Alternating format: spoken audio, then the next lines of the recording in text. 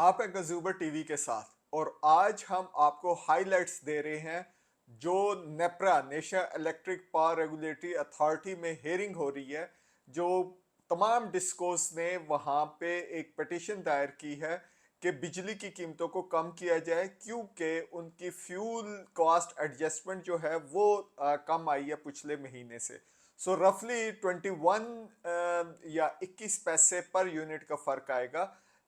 या kilowatt hour का। Kilowatt hour समझने के लिए ये ज़रूरी है कि जो 1000 वाट की कोई भी बिजली की अप्लायंस अगर 1 घंटा तक चले तो वो कोई 1000 वाट जो है कंज्यूम करती है, और वो 1 किलोवाट के इक्वल होती है, और 1 किलोवाट जो है 1 यूनिट के। तो इस तरीके से आप अपने बिजली के बिल को रीड कर सकते हैं। लेकिन इसके अंदर जो कराची इलेक्ट्रिक सप्लाई कॉरपोरेशन के जो कंज्यूमर्स हैं, मैं मुतासरीन कहने लगा था, जो कंज्यूमर्स हैं उनका कोई इफेक्ट नहीं होगा, बल्कि उसकी पटिशन आई थिंक 3 अक्टूबर को होगी, और वो वहाँ पे हायर साइड के ऊपर फ्यूल एडजस्टमेंट की बातें हो रही हैं। जो डिबेट यहाँ पे चल रही है, आपको नेपरा के ऑफिसर्स नजर आएंगे, कुछ इंडस्ट्री के ऑफिसर्स नजर आएंगे, डिस्कोज के ऑफिसर्स नजर आएंगे, उनकी जो बॉडी है वो नजर आएंगे। सो आपको इसके क्वेश्चन एंड आंसर और कुछ हम इसकी आपको हाईलाइट शेयर करते हैं, लिहाजा आप ये देखिएगा। 83 के करीब ऑनलाइन गए हैं। हम इसकी कंप्लीट रिपोर्ट आपको कल पेश करेंगे। लेट्स सी कि क्या हो रहा है वहां पे। तो अब हमने कलेक्टिवली सीधी राह चलना है कि चलो यार कोई मतलब कसूर हो गए, अब हमने अपनी डिमांड बढ़ानी है। जैसे मैंने वो डिस्ट्रीब्यूशन की बात की, वो मिन्नतां कर लो कि भाई आप इंडस्ट्री को टैरिफ की रियलाइजेशन कर लेते हैं, इंडस्ट्री से डिमांड बढ़ाएं, कैप्टिव को वापस लाएं, अवेलेबिलिटी बढ़ाएं, उनके शक को दूर करें। फिक्स्ड कास्ट हमारी 72%। बड़ा सिंपल इक्वेशन है। 100 रुपए की बिजली, उससे 72 पैसे है, 28 हमारी ऑपरेटिंग कास्ट है ना। हम ये इकोनॉमिक का मारे डर पता नहीं क्या क्या, मैं 28 को 27 कर लूंगा, 27.5 कर लूंगा, क्या डेंट डालूंगा। मेरे असल तो मुझे कैपेसिटी जो मार गई। अब मैं अगर 100 यूनिट बेचता हूं तो 1 रुपए का यूनिट पड़ेगा, 100 रुपए। अगर मैं 150 यूनिट बेच लेता हूं तो मेरी ऑपरेटिंग कास्ट कितनी बढ़ेगी, 14 रुपए। जब एक्सपेंसिव प्लांट भी चला लिया, 115 रुपए। 115 रुपए से मैं 150 यूनिट बेच लूंगा तो मेरी पर यूनिट कास्ट कम हो जाएगी। तो as a country, as a whatever it takes to increase demand, productive demand, मुझे ये घर वाली नहीं चाहिए, क्योंकि वो मेरी पीक ज्यादा, वो 200% से ज्यादा बढ़ाता है। जबकि मेरी यूटिलाइजेशन, आप अगर आप डेटा इसको एनालाइज करें, ये जो हमारे 127 है, आपके सर्दियों के मंथ में क्या है डिमांड भला एनर्जी की? 8.5 टेरावाट आवर्स अराउंड। 12 से जरब दे दे, 102 टेरावाट आवर। तो हमने टोटल बिजनेस क्या किया? 127 का। इसका मतलब है में पीक तो मैं 11 से 25 32 कर गया, लेकिन कारोबार किया मैंने सिर्फ 20 टेरावाट ना। तो हमें होलिस्टिकली सोचना है। तो वो कैसे हम अपनी को कम करें। दुनिया जहां में इंसेंटिव प्रोग्राम्स है, इंशाल्लाह we will help you also to design those programmes. कि इंसेंटिव प्रोग्राम आपने ये करना, मैं कहता हूँ भी सारे पाकिस्तान की छतों पे सफेद पेंट कर दो, आपकी 2 से 2500 मेगावाट कम हो जाएगी। सो हमें पीक कम करनी है, एनर्जी सेल बढ़ानी है। उसका एक ही तरीका, इंडस्ट्री को जितना फैसिलिटेट कर सकते हैं, क्योंकि वो आपका बेस लोड है। घर वाले तो हमारी जो 53% हमारी डोमेस्टिक है, बाकी 7-8% कमर्शियल है, वो भी बिल्ड होती हैं, बिल्ड। सर मैं बेसिकली ये जो नंबर्स है ना, एक महीने में को 8,000 मेगावाट और कभी 13,000 मेगावाट के जो सोलर पैनल्स की इंपोर्ट्स के ऊपर बात होती है। मैं एक केस, उसका स्पेसिफिक केस रेफर कर रहा था आपको। वो दो जो पार्लियामेंट्री कमेटीज हैं, senate standing committee on finance और national assembly standing committee on finance, ये उसमें दोनों में ये मनी बेस्ड मनी अपना ट्रेड बेस्ड मनी लॉन्ड्रिंग के केस रजिस्टर हुए। सिर्फ 3 केसेस हैं पेशावर बेस्ड को कंपनीज है, तीन, एक ऑफ एंड जो मुझे याद पड़ता है, एक स्टार एनर्जी है और 2 कंपनियां कोई और है। एक ही प्लाजा में उनके ऑफिसेज हैं। और एक केस जो ट्रेस हुआ कस्टम डिपार्टमेंट ने ट्रेस किया। नॉर्मली तो उन्होंने बताया था कस्टम वालों को कि ये हमारा काम नहीं है, इसलिए कि उसके ऊपर तो ड्यूटी नहीं है कि हम उसको लेकिन somehow वो जो अमाउंट उसकी रोटिंग इस तरह हो रही थी कि जी वो यहाँ से दुबई जा रहा है, फिर कहीं सेंट्रल एशिया में जा रहा है, फिर कहीं और जा रहा है, चाइना जा रहा है। तो कहते हैं हमने जब स्टेट बैंक को रेफर किया तो स्टेट बैंक वाज ब्लैंक। तो लिहाजा स्टेट बैंक का जो ये जो नंबर्स हैं ट्रेड वाले, वो भी क्वेश्चनेबल है। और मे बी जो अपना पीबीएस का डाटा शायद वो रिलायबल हो, क्योंकि पिछले कम से कम 2 महीने के जो अगस्त जुलाई में जो है अपना लार्ज स्केल मैन्युफैक्चरिंग उसके नंबर ऊपर गया है। यानी वहाँ large scale manufacturing production increase हुई है। अगस्त में कुछ 2.5% इंक्रीज हुई है पिछले पिछले साल के कंपैरिजन में। तो इस अभी सितंबर के कुछ अरसे में आएंगे। तो पॉइंट मेरा सिर्फ ये है कि ये जो नंबर्स हैं, ये जो सोलर इंपोर्ट्स वाले, बहुत ज़माने से हम देख रहे हैं कि जी वो जो अफगानिस्तान उधर से भी आ रहे थे, वो मनी लॉन्ड्रिंग के लिए और स्मगलिंग के लिए यूज़ हो रहे थे। ये नंबर्स जो हैं वो रिलायबल नहीं है। और जो इंडस्ट्री के जो वो तो घर के ऊपर एक छोटा-सा प्लांट लगता है 7-8 किलोवाट का, तो वो नज़र आता है। इंडस्ट्री में अगर लगता है तो वो तो 300, 400 किलोवाट के लग रहे हैं। तो वो तो बाहर से होकर नज़र आ जाते हैं।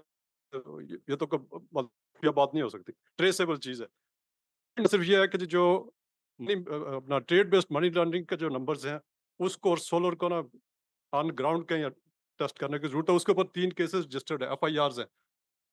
अभी तक सेंट्रल स्टैंडिंग कमेटी है, उसमें रिजॉल्व नहीं हुआ, अनएड्रेस्ड है। और स्टेट बैंक उसके ऊपर जवाब नहीं दे रहा फिलहाल। अभी तक उसने यानी कोई कम्प्रिहेंसिव जवाब इन राइटिंग नहीं दिया। डॉक्टर साहब, ये जब थर्ड को भी मीट अगेन, तो ये मतलब पर्टिनेंट क्वेश्चन, पर्टिनेंट रिमार्क, और ये था ये सोलर का डेटा इतना रिलायबल नहीं है। तो we'll have a detailed discussion on third. ठीक है। बड़ी हद तक मुत्तफिक हूं उनकी बातों से कि ये जब तक हम इंडस्ट्री की डिमांड नहीं बढ़ाएंगे, ये जनरेशन की कॉस्ट जो हमारी वो कम नहीं होगी, बिजली की कीमत कम नहीं होगी। और इंडस्ट्री की डिमांड बढ़ाने के लिए इंसेंटिव पैकेजेस में सबसे पहला जो है ये पीक आवर्स का जो ऑन पीक वाला जो मसला है, ये पीक आवर्स के टैरिफ ज़्यादा होगा और ऑन ऑफ पीक का कम होगा, ये बिल्कुल ख़त्म होना चाहिए। एक ही टैरिफ होना चाहिए 24 घंटे का। नंबर 2, आप स्पेशल टैरिफ दें थर्ड शिफ्ट यानी नाइट शिफ्ट के लिए। नंबर 3, आप स्पेशल टैरिफ दें हॉलीडेज के लिए। नंबर 4, आप स्पेशल टैरिफ दें इंक्रीमेंटल डिमांड के लिए। इस तरह से अगर आप देंगे जब ही इंडस्ट्री की डिमांड बढ़ेगी, वरना डिमांड नहीं बढ़ेगी आपकी। और ये मैं बार बार कहता रहा हूँ कि ये इंडस्ट्री की डिमांड बढ़ाने के लिए हुकूमत पाकिस्तान को कुछ ना कुछ करना पड़ेगा। जैसे पहले उन्होंने इंक्रीमेंटल टैरिफ दिया था इंक्रीमेंटल डिमांड के ऊपर, वो उस किस्म के 4-5 इकदाम मजीद करने पड़ेंगे। और इसके अलावा जो कनेक्शन के इश्यूज हैं इंडस्ट्री के, उनको वर्क फुटिंग पे रिजॉल्व करना पड़ेगा कि ये जो हमारे जो बैठे होते हैं ना बाबू लोग, ये जो है ये कर ले, ये पर्चा ला के लाएं, ये फॉर्म भर के लाएं, ये करें, उनको लटकाए रखते हैं इंडस्ट्री वालों को कनेक्शन के लिए। तो इस किस्म के जो है ना फॉर्मेलिटीज को भी कम से कम किया जाना चाहिए, ताकि इंडस्ट्री की डिमांड, इंडस्ट्री के कनेक्शन बढ़े, इंडस्ट्री की डिमांड बढ़े। अब मैं आता हूँ आज की जो हियरिंग, जिसके लिए जो आज कार्रवाई है फ्यूल चार्जेस की, इसके ऊपर। अब आप अगर आप स्क्रीन पता नहीं क्यों बंद कर दी है, वीडियो मेरी समझ में नहीं आ रहा है, वीडियो जो है डिसेबल कर दी गई है। अगर आप हाँ अब खुल गई वीडियो, पता नहीं इतनी देर से क्यों बंद की हुई थी वीडियो।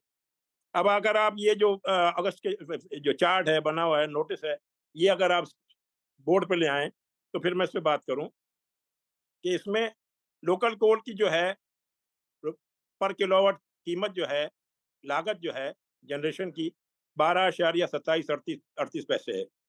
और उसके मुकाबले में बगास की जो कीमत जनरेशन की कॉस्ट है वो 12.4788% है। जो कोल की या एलएनजी की कीमतें हैं जनरेशन की, वो पिछले महीनों में या उससे पिछले महीनों से मुताबिकत रखती हैं, थोड़ी बहुत आगे पीछे। लेकिन बगास की कीमत जो है, लागत जो है जनरेशन की, वो उसमें बहुत बड़ा इजाफा आया है। उसकी वजूहात सामने नहीं लाई गई कि इसकी क्या वजह है। कि ये जो 5-6 रुपए की जो लागत होती थी, ये आज 12.5 रुपए क्यों हो गई है? किस वजह से हो गई है? क्या इसकी वजह यही है कि जो आपने जो ऑर्डर निकाला था अपना 2024 में, ये आपका ऑर्डर था आपका बगास बेस जून 10/2024 का, decision of the authority in the matter of reconsideration request in the matter of decision of appellate tribunal regarding modification price mechanism of bagasse base power plant. क्या इसकी वजह से इतना बड़ा इजाफा है? क्योंकि जो आपके जिन साहब ने प्रेजेंटेशन दी उसमें एक स्लाइड थी प्रायर एडजस्टमेंट की, जिसमें हमजा शुगर के 1 अरब 42 करोड़, JW1 के 2 अरब 2 करोड़, JW2 के 2 अरब 4 करोड़, RY के रहीम खान के 40 करोड़। तो ये सारे जो हैं ये इसी का शाखसाना है कि इस ऑर्डर की वजह से सारा है, और इसमें और मजीद कितने आएंगे इस तरह से क्लेम्स। और ये क्या ये जो आपने जो डिसीजन दिया हियरिंग करके, क्या इसमें सार्फिन को भी मदऊ किया गया था इस हियरिंग के अंदर? क्या सार्फिन का वो व्यू पॉइंट इसमें लिया गया था? क्योंकि असल जो मलबा गिरता है वो तो सार्फिन पे गिरता है इंक्रीज टैरिफ का। अगर सार्फिन को या आप कॉन्फिडेंस में नहीं लेंगे, उनकी राय आप नहीं मालूम करेंगे, तो फिर आप तो ये वन साइडेड सारा काम हो गया। क्योंकि आप जो है, अगर आप देखें आपका नेपरा का टैरिफ का रूल्स, जो कि आपके सेक्शन 31(5)(b) कहता है, 31(5)(b) में ये कहता है कि द अथॉरिटी में specify procedures for determination, modification और revision of rates, charges and terms and condition for the provision of electric power services, including without limitation B में opportunity for customers and other interested parties to participate meaningfully in the tariff approval process। तो ये तो आपने किया ही नहीं है, क्योंकि सार्फिन से तो आपने राय दी नहीं है कि भाई हम ये 5 रुपए का जो है 10 रुपए कर देते हैं टैरिफ। तो ये मतलब ये कि और इतने अरब रुपए का मजीद बोझ जो है मुस्तकिल तौर पे सार्फिन पे डाल दिया गया है, और सार्फिन को पता ही नहीं है कि ये कैसे ये कर दिया गया। अब आप देखें कि ये जो है, अगर हम ये देखें तो ये तो ड्यू प्रोसेस भी नहीं हुआ, और इसमें फिर लीगल चैलेंजेस भी आएंगे, और कंज्यूमर का प्रोटेक्शन भी नहीं है, और ट्रांसपेरेंसी भी नहीं है, और इम्प्लीकेशंस है सोशल और इकोनॉमिक। तो ये इतने सारे मसाइल हैं, और इसके ऊपर बहुत सारे केस लॉज भी हैं। और जहाँ तक मुझे याद पड़ता है, सुप्रीम कोर्ट के में भी ये इस तरह की बातें आई थी, और सुप्रीम कोर्ट ने कहा था कि रेगुलेशन जो टैरिफ डिटर्मिनेशन है वो सार्फिन की आरा लिए बगैर अगर आप एक तरफा कार्रवाई करके कर देंगे, तो ये जो है थोड़ा सख्त अल्फाज है, ये इलीगल वाइड एब इशू होगा। तो ये मतलब है कि मेरी समझ में नहीं आता कि जो अथॉरिटी है उसने ये कैसे कर दिया अपनी तरफ से एक तरफा कार्रवाई, और इनका टैरिफ जो है 5-6 रुपए से 12 रुपए 12.5 रुपए कर दिया। और मजीद मुझे नहीं मालूम कि इसमें और क्या क्या आगे इसके अंदर हिडन कॉस्ट है, जो कि बाद में इसमें डालते जाएंगे, जिस तरह के CPI है या डॉलर का है, या कोल के ऊपर बेसिस बना के लोकल कोल के ऊपर बेस बनाना तो समझ में नहीं आता। लोकल कोल जो है वो तो एक बिल्कुल ही अलग फ्यूल है, वो तो डायरेक्ट प्रोडक्ट है, जबकि बगास तो बाय प्रोडक्ट है गन्ने की। ये तो फूक है, जो गन्ने का जो फूक है वो पहले भी जलाते थे, आज भी जला रहे हैं, और वो उसकी कॉस्ट तो उन्होंने चीनी की कीमत में डाल दी है पहले से। इस तरह इसके ऊपर जो है पूरी एक जो है नेपरा की तरफ से स्टडी होनी चाहिए थी कि ये गन्ने का जो है 1 मन का कीमत क्या है, उस गन्ने की कीमत से ये 1 मन से कितनी रिकवरी होती है, कितना सुक्रोज कंटेंट होता है, कितनी किलो चीनी बनती है, उसमें कितना किलो जो है बगास बनता है, कितना किलो जो है शीरा उसमें से बनता है, और कितने किलो और मजीद चीजें निकलती हैं, और उन सब की कीमत है अलग-अलग। तो वो सारी कीमतें जो हैं वो उन बाय प्रोडक्ट्स की वो तो अलग से हैं। चीनी की कीमत में तो गन्ने की कीमत और इसकी प्रोसेसिंग कॉस्ट जो पूरी आ गई है। तो ये बगास की कीमत इतनी ज्यादा कोल के बराबर ले आना मेरी समझ में नहीं आता। कोल से भी ज्यादा बढ़ा दिया हमने। 12.27 कोल की कीमत है, 12.48 जो है वो बगास की कीमत है। ये तो मतलब है कि बिल्कुल ही कहीं से भी जायज नहीं है। तो ये आप मुझे बताएं कि ये कैसे हो गया। शुक्रिया। अच्छा सर, मुझे सर एक छोटा-सा सवाल का जवाब दे दीजिएगा सर, कि ये जो रेफ़रेंस मंथ जो रेफ़रेंस लिया गया है, उसका साल और मंथ क्या है सर? अगस्त 2024 ही है।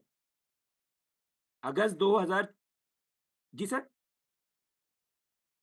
नील अगस्त 2024। नहीं, ये तो आज का एफसीए है ना सर? इसको किस रेफ़रेंस से लिया गया है सर?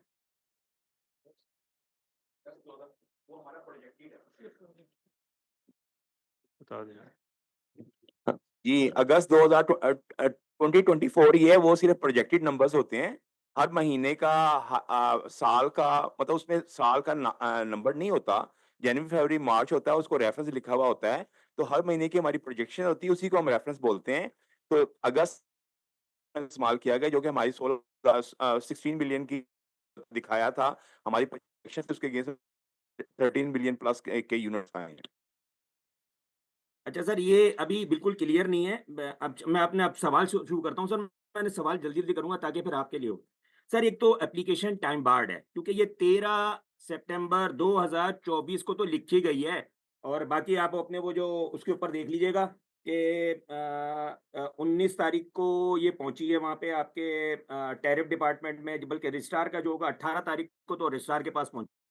अच्छा, मेरा क्वेश्चन ये था कि जो जिस तरह मेंबर नेपरा रफीक शेख साहब ने कहा कि हमारी जो खपत है बिजली की, उसकी खपत में कोई तकरीबन 25% का डिक्लाइन आया है।